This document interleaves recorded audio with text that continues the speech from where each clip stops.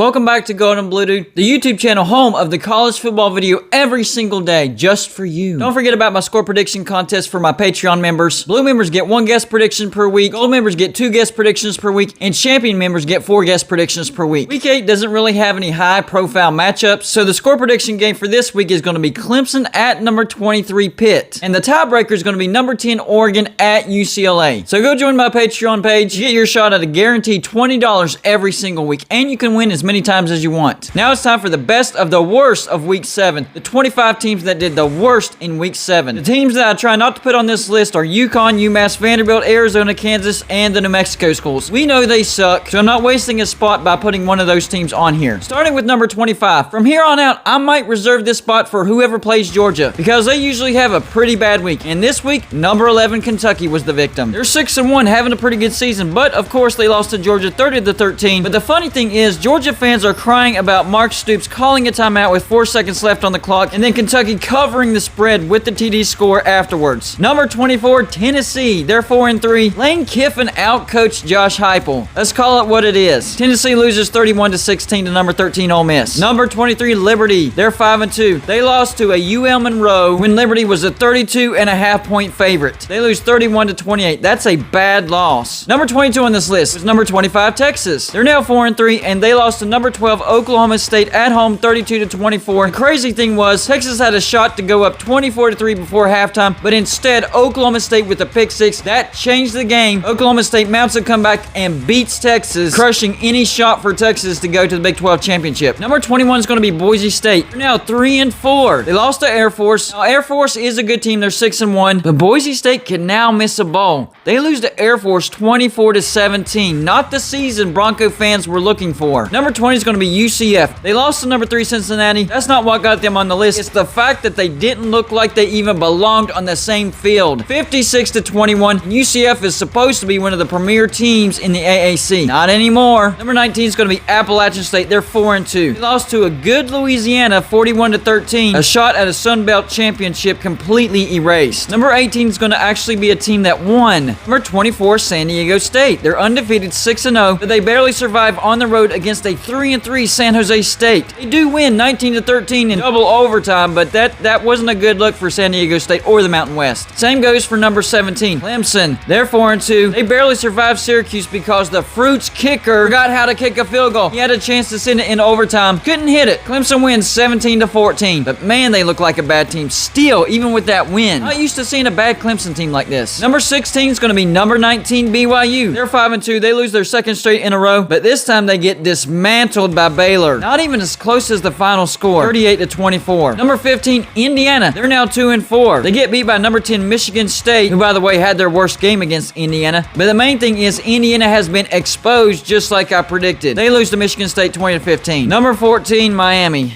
The Hurricanes. Yikes. They're now 2-4. Now, they avoided getting blown out by North Carolina, but they still lose. They lose 45-42 at North Carolina. And now 2021 is a nightmare season for Hurricane fans. Number 13. That's going to be number 18, Arizona State. Humiliated by Utah and keeps the chaos going in the Pac-12 South. Who knows who's going to win that division? Utah wins big time 35-21. Number 12, TCU. They're 3-3. They keep proving that the elite defense era is over. They get blown out by number 4, Oklahoma, 52-31. Does this mean that West Virginia has hope this coming week? Number 11, staying in the Big 12, Kansas State, also 3-3. They lose to Iowa State at home, 33-20. And the Wildcats could possibly be responsible for jump-starting Iowa State's second half turnaround. Annual second half turnaround. Every stinking year Iowa State does this. Start off bad, finish off hot. So they'll probably be in the Big 12 championship playing Oklahoma just like they did last year. Number 10, Yale. They're 2-3, and yes, they're an FCS, but they lost to an 0-7 Uconn. Uconn's now 1-7. Uconn lost to Vanderbilt and Umass. And yes, even though Yale was an FCS team, they were favored by 4 points against Uconn. So yes, losing to Uconn is going to get you on this list. Doesn't matter if you're an FCS or FBS or a high school team. You lose to Uconn, you're getting on this list. They lose 21-15 to the Huskies. Huskies. Number 9, Rutgers. They're 3-3. They are spiraling back into oblivion. Mediocre Northwestern makes Rutgers look bad. 21-7. Back to the basement you go, Rutgers. Number 8, Virginia Tech. They're 3-3. They are now the laughingstock of the ACC Coastal. Well, right there with Miami, North Carolina, Duke. Part of the laughingstock. We'll go with that. Part of the laughingstock of the ACC Coastal. They get crushed by Pitt at home. Exit Sandman. 28-7. That's being crushed at home right there. Number 7, staying in the ACC, Boston College. They're now 4-2. They prove that they belong nowhere near the top of the ACC Atlantic. They get blown out at home by number 22 NC State. 33-7. Number 6, Missouri. They're now 3-4. They are fighting for the 5th spot in the SEC East with another loss. And this time it's to number 21 Texas A&M. 35-14. Not even close. Staying in the SEC, number 5, Mississippi State. They're now 3-3. They had to bear the brunt of number 5 Alabama's anger from their loss to Texas A&M last week. 49-9. Humiliated at home by the Crimson Tide. Number 4, still in the SEC. Number 17 Arkansas, 4-3. They lose their 3rd straight game in a row. Auburn runs them out of their own building. 38-23. What happened to the jukebox? Did somebody unplug it? Number 3, yes, still in the SEC. Number 20 Florida. They're 4-3, and they get Ed Orgeron, the coach for LSU, fired by only losing by 7 to LSU. For Florida, it's the repeat of last year. Give Alabama one of their best games to go on to have a mediocre season and get beat by a bad LSU. 49-42 was the final score. Number 2 is going to be one more SEC team, South Carolina. They're 4-3. They win. They beat Vanderbilt at home by only 1 point. That's the same as a loss. And Vanderbilt actually had the lead in the 4th quarter. But South Carolina manages to come back on mighty Vanderbilt and win 21-20. The number 1 team having the worst week in college football in week 7, number 2 Iowa. Trying to get to the college football playoffs, and what happens? They get destroyed at home by Purdue 24-7. 4 turnovers and just 271 offensive yards. What happened to the Hawkeyes? They still control their own destiny in the Big Ten West, but they can't keep playing like that. That was a bad game by Iowa. That earns them my number 1 ranking for the worst team in week 7. Y'all let me know what you think about this list. That's all I got for you for this show. Like and subscribe if you haven't already,